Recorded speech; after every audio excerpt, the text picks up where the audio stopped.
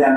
অপরদিকে ভারত নির্বাচনের পরপরই তার পররাষ্ট্র সচিবকে পাঠিয়ে জানিয়ে দেয় ভারত তিস্তা চুক্তি প্রকল্পে অংশগ্রহণ করতে চায়।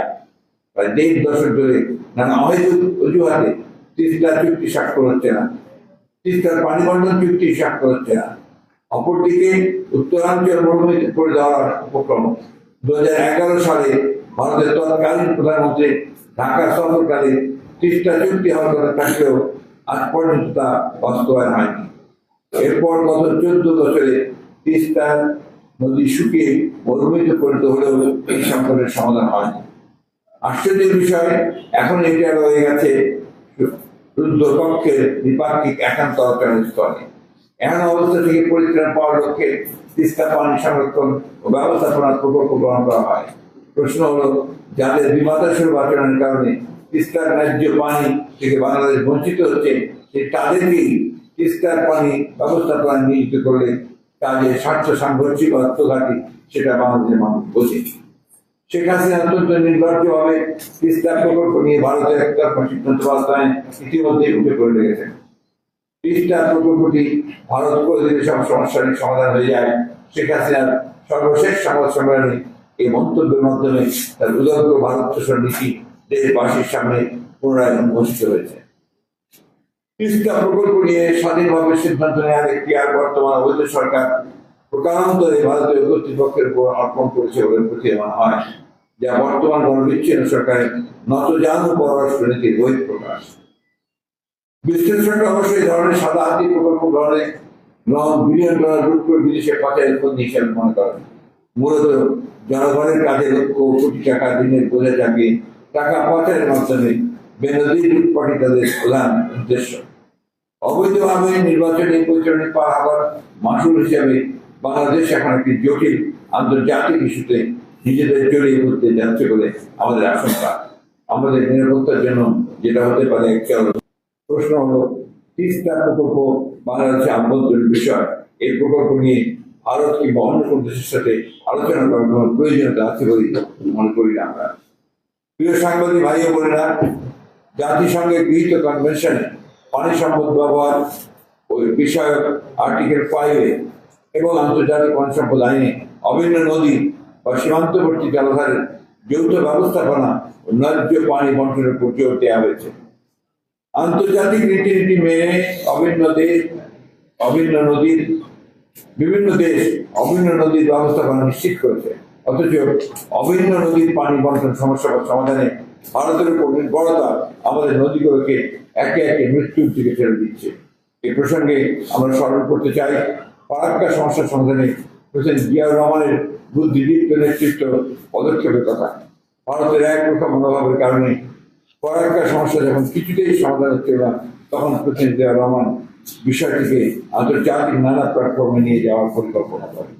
মৌলানা ভাসানীর নেতৃত্বে 1974 সালের 16 মে ফারাক্কা লং মার্চ কর্মসূচিকে নিরবিচ্ছিন্ন করতে সরকারের পক্ষ থেকে কৌশলগত সহায়তা প্রদান করা হয়।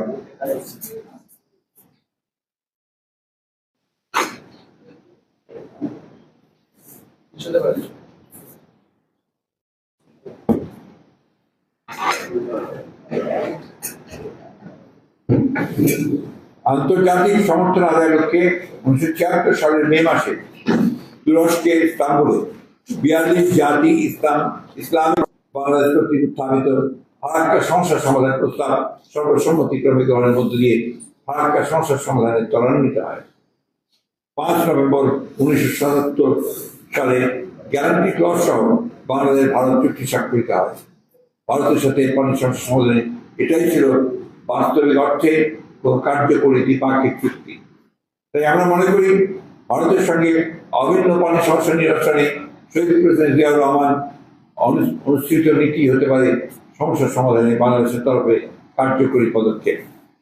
বাংলাদেশের জন্য পানির ন্যায্য হিস্সা পাওয়া অত্যন্ত জরুরি। এই সফরে লোক দেখানো মৃতপ্রায় যৌথ নদী কমিশনের রুটিন ডাকা সিস্টেম ব্যবস্থাপনার মাধ্যমে 54টি অভিন্ন নদীর পানি সমস্যার সমাধান করতে হবে। অথচ এবারে আলোচনার বেসিন ভিত্তিক সমাধানের বিষয়টি কোনো স্থানই পায়নি। প্রিয় সাংবাদিক বৃন্দ, ভারত বাংলাদেশের ভেতর দিয়ে উত্তর পূর্ব রাজ্যগুলোকে রেল ট্রানজিটের মাধ্যমে সংযুক্ত করতে চায়। এই জন্য তারা শিলিগুড়ি করিডোর, যা চিকেন স্নেক নামে পরিচিত, বাইপাস করার পরিকল্পনা নিয়েছে। ভারতের পরিকল্পনা অনুযায়ী 861 কিলোমিটার দীর্ঘ 14টি নতুন সংযোগ সড়ক বাংলাদেশের ভিতর দিয়ে ভারতের উত্তর পূর্বাঞ্চলকে যুক্ত করবে। একটি বৃহত্তর পরিকল্পনা অংশ হিসাবে আখাউড়া আগরতলার মাঝে এরই মধ্যে রেল সংযোগ শুরু হয়ে গেছে। খুলনা মোংলা থেকে ভারতের উত্তর পূর্ব অঞ্চলে কার্গো সুবিধা প্রদান, মোংলা বন্দরকে রেল সংযোগ দ্বারা যুক্ত করা হয়েছে। বর্তমান চুক্তি অনুযায়ী ভারতের ট্রেন বাংলাদেশের দর্শনা দিয়ে প্রবেশ করে চিলাহাটি ও হলদিবাড়ি সীমান্ত দিয়ে পুনরায় ভারত প্রবেশ করবে। এরপরে সময় দূরত্ব ব্যয় কমবে। পরীক্ষামূলকভাবে আগামী মাসেই বাংলাদেশ দিয়ে ভারতের রেল চলবে। ভারতীয় পররাষ্ট্র সচিব কর্তৃক চুক্তি সই করার পর মাসেই ট্রায়াল রান দেওয়ার ঘোষণাটি বোঝা যায় এসব টাকার যদি অনেক পূর্ব পরিকল্পনা মাফিক হচ্ছে। ভারতের এই পরীক্ষামূলক প্রস্তাবের কথা শুনে 1975 সালে পরীক্ষামূলক ফারাক্কাবাদ চালুর কথা মনে পড়ে গেল। ভারত সেই যে পরীক্ষামূলক ফারাক্কাবাদ চালু করেছিল তাতে বাংলাদেশ আজও কষ্ট ভোগ করছে। দেশের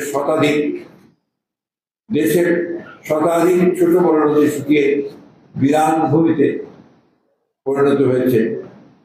বাংলাদেশের এটা 1972 হবে, 75 না, এটা আপনার 1972 হবে। তাতে বাংলাদেশ আজও কষ্ট ভোগ করছে। দেশের শতাধিক ছোট বড় নদী শুকিয়ে বিপজ্জনক আত্মসমর্পণ।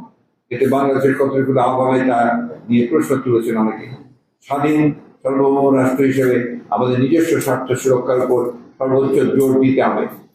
ভারতকে রেল ট্রানজিট সুবিধা দিতে হলে আন্তর্জাতিক মানদণ্ড অনুসারে বাংলাদেশের ন্যায্য হিস্সা নিশ্চিত করতে হবে। বস্তুত দেশের জনগণের অর্থেই রেলের উন্নয়ন হয়েছে। জনগণের করের অর্থ দিয়ে রেলের সংরক্ষণ করা হয়। বাংলাদেশের ভৌগোলিক অবস্থান বিবেচনায় ইউএনএসকাপ এশিয়া প্যাসিফিকের জন্য জাতিসংঘ অর্থনৈতিক সামাজিক কমিশন থেকে ট্রানজিট বা ট্রান্সশিপমেন্টের একটা প্রাক্কলন করে রাখা আছে। অর্থাৎ ট্রানজিটের বিনিময়ে বাংলাদেশ কি পাবে তার প্রাক্কলন করা হয়েছে। এক্ষেত্রে বাংলাদেশের এই মানদণ্ড মেনেই চুক্তিতে যাওয়া উচিত। এই রেল করিডোর বাংলাদেশের বাণিজ্য বৃদ্ধিতে কোনো সহায়তা করবে না, বরং বাংলাদেশ দ্বিপাক্ষিক রেল যোগাযোগের বদলে নেপাল, ভুটান, বাংলাদেশ, ভারত চতুর্দেশীয় কানেক্টিভিটি সৃষ্টি করা গেলে তা বাংলাদেশের ট্রেড ক্রিয়েশনে অবদান রাখতে পারে। উল্লেখযোগ্য যে আঞ্চলিক বাণিজ্য সহায়তার বৃদ্ধির লক্ষ্যে শহীদ রাষ্ট্রপতি জিয়া রহমান সার্ক গঠনের উদ্যোগ নিয়েছিলেন। বিদ্যমান অবকাঠামোর উন্নতি না করে ভারতের ট্রেন চলাচল শুরু হলে তা বাংলাদেশের ধারণ ক্ষমতার চেয়ে বেশি ট্রেন চলাচল রেল যোগাযোগ ব্যবস্থায় বাড়তি চাপ তৈরির আশঙ্কা করছেন যোগাযোগ অবকাঠামো বিশেষজ্ঞরা। একজন সামরিক বিশেষজ্ঞ সম্প্রতি লিখেছেন, সর্বত্র বাংলাদেশের ভূমি ব্যবহার করে ভারতকে ট্রেন চলাচলের সুযোগ করে দিলে বাংলাদেশের নিরাপত্তা প্রতিরক্ষা ব্যবস্থা মারাত্মক হুমকির মুখে পড়তে পারে। এতে নাগরিক হিসাবে সকলের উদ্বিগ্ন হওয়ার যথেষ্ট কারণ আছে। করিডোরে আড়ালে তীরগাড়া করা ভারতীয় রেলবগিতে সশস্ত্র সামরিক লোক ও অস্ত্র সরঞ্জাম ঢুকলে অনেকেই এসব ভারতীয় রেলবগিগুলোকে গ্রিক মহাকাব্যের প্রধান হর্ষের সাথে তুলনা করতে পারেন, যে কাঠের হর্ষের পেটে তীর সৈন্যরা ঢুকিয়েছিল আর ঋষিরাতে ঝাঁপিয়ে পড়ে ট্রয়নগরকে ধ্বংস করেছিল। মে মাসের শেষ পর্যন্ত অন্তত 11 জন বাংলাদেশ সীমান্ত হত্যাকাণ্ডের শিকার হয়েছে। আহত হয়েছেন আরো 9 জন। মানবাধিকার সংগঠন অধিকার মতে 2000 থেকে 2020 সালের মধ্যে ভারতীয় সীমান্ত বাহিনীগুলিতে কমপক্ষে 1234 বাংলাদেশি নিহত এবং 1145 জন আহত হয়েছেন। এমনকি বিএসএফ গুলিতে বাংলাদেশ সীমান্ত রক্ষী বাহিনী বিজেপির সদস্যরাও রেহাই পায়নি। শেখ হাসিনার সফরের মাত্র 3 দিনের মাথায় লালমনিরহাট সীমান্তে ভারতীয় সীমান্ত রক্ষী বাহিনীর গুলিতে নুরুল ইসলাম নামে এক বাংলাদেশি নিহত হয়েছেন। এছাড়া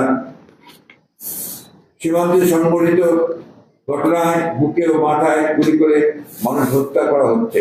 অথচ পৃথিবীর বিভিন্ন দেশের সীমান্তে একান্তই গুলি করতে না হলে বুকে নয় পায়ে গুলি করার নজির রয়েছে। সম্প্রতি ভারতীয় পররাষ্ট্র সচিব বলেছেন, বিএসএফকে নাকি আত্মরক্ষার জন্য গুলি করতে হয়, যা নিতান্তই হাস্যকর। বাংলাদেশের পক্ষ থেকে সীমান্ত হত্যা বন্ধে শেখ হাসিনার পক্ষ থেকে একটি শব্দ উচ্চারণ করার কথা শোনা যায়নি। অপরদিকে ভারতের পক্ষ থেকে সে রুটিন আশ্বাস, আর সেটাই এটা আমাদের সরকারকে মেনে নিতে হয়েছে। শেখ হাসিনার করবেন। প্রিয় সাংবাদিক ভাই বোনেরা, শেখ হাসিনার সর্বশেষ দিল্লি সফরটি কার্যটি একপাক্ষিক। এ সফরে স্বাক্ষরিত সমঝোতা কিংবা চুক্তি বাংলাদেশের ন্যূনতম স্বার্থ সুনিশ্চিত করে না। এছাড়া আলোচনায় এমন কিছু বিষয় এসেছে যাতে বাংলাদেশের সার্বভৌমত্ব নিয়ে প্রশ্ন উঠেছে। সামরিক সহযোগিতার নামে জাতীয় নিরাপত্তাকে হুমকির মুখে ঠেলে দেওয়া হয়েছে। ইতিপূর্বে আদানির সাথে বিদ্যুৎ আমদানির অন্যায্য চুক্তি, জ্বালানি ও বিদ্যুতের মতো অধিকতর কৌশলগত কর্মের জন্য ভারতের উপর নির্ভরশীল করে তোলার চলমান উদ্যোগ দেশবাসী আন্তর্জাতিক গভীর সঙ্গে লক্ষ্য করেছে। উপস্থিত সাংবাদিকবৃন্দ, বাংলাদেশের বর্তমান অবৈধ সরকার অনেক আগে স্বাধীনভাবে পররাষ্ট্রনীতি গ্রহণ বাস্তবায়নের কার্যত অক্ষম হয়ে পড়েছে। তারা রাষ্ট্রের স্বার্থ জানতে দিয়ে কেবলমাত্র ক্ষমতার দখলকে অব্যাহত রাখতে দেশি বিদেশি সহযোগী গোষ্ঠী প্রবলে নিরন্তর আস্থা অর্জনে সচেষ্ট। ঢাকা ও দিল্লি নতুন যাত্রা শুরু করেছে উভয় দেশের প্রকল্প 2041 ও বিকশিত ভারত 2047 অনুসরণ করে একটি স্মার্ট বাংলাদেশ নিশ্চিত করার যে ভবিষ্যতের কর্মপন্থা নির্ধারণ করা হয়েছে। শেখ হাসিনার বক্তব্যের মাধ্যমে তার ভারত সফরের প্রকৃত স্বরূপ উন্মোচিত হয়েছে, যা দেশবাসী গভীরভাবে উপলব্ধি করেন বলে বাংলাদেশ জাতীয় দল বিএনপি বিশ্বাস করে। এবারের ভারত সফর ম্যান্ডেটবিহীন হাসিনা সরকারের ধারাবাহিক চুক্তির সর্বশেষ সংস্করণ। এই চুক্তি দেশ তথা দেশের মানুষের কল্যাণে নয়, কেবলমাত্র আওয়ামী লীগের অবৈধ রাষ্ট্র ক্ষমতার মেয়াদ বৃদ্ধির নজরানা মাত্র। এই সফর সহ ভারতের সাথে ইতিপূর্বে স্বাক্ষরিত সকল চুক্তি অবিলম্বে যেন সমক্ষে প্রকাশ করার দাবি জানাচ্ছি। আমরা পুনরাবৃত্ত করতে চাই, সার্বভৌমত্ব, জাতীয় স্বার্থ ও জাতীয় নিরাপত্তা বিরোধী এই সকল চুক্তি আপনাদের মাধ্যমে সমগ্র দেশবাসীর সামনে আমরা আরো উল্লেখ করতে চাই। শেখ হাসিনার বর্তমান অবৈধ সরকার একটি অনির্বাচিত সরকার, রাষ্ট্র পরিচালনায় তাদের ন্যূনতম নৈতিক অধিকার নেই। আর এরকম একটি জনম্যান্ডেটবিহীন অনৈতিক সরকারের সাথে কোন রাষ্ট্রীয় চুক্তি, সমঝোতা বা অন্য কোনো কেউ হোক না কেন, বাংলাদেশের 18 কোটি মানুষের সাথে প্রতারণার সামিল। বিশ্বায়ন মুক্ত বজায় রাখতে এই যুগে সব বন্ধু রাষ্ট্রের সাথে সুসম্পর্ক বজায় রাখার, বাণিজ্য সহ বিভিন্ন অংশীদারিত্ব বাড়াতে নানাভাবে কানেক্টিভিটি তৈরি করার পক্ষেই বাংলাদেশ জাতীয়তাবাদী দল বিএনপির অবস্থান। কিন্তু সড়ক পথ, নৌপথ, রেলপথ যেভাবেই কানেক্টিভিটি বাড়ানো হোক না কেন, তাতে জাতীয় স্বার্থকে বিবেচনা করতে হবে সর্বাগ্রে। কোনোভাবেই সার্বভৌমত্বের সাথে কম্প্রোমাইজ করা যাবে না। বর্তমান সরকার অবৈধ ক্ষমতা অটুট রাখার স্বার্থে জাতীয় নিরাপত্তা ও সার্বভৌমত্বকে হুমকির মুখে ঠেলে দিয়েছে। সবাইকে ধন্যবাদ। আল্লাহ হাফেজ। বাংলাদেশ জিন্দাবাদ। বহুত লম্বা হয়ে গেছে। ঠিক আছে, আপনি রেখে থ্যাংক ইউ। ছিল জামাতকে সাথে নিয়ে আন্দোলনে যাচ্ছেন। আপনি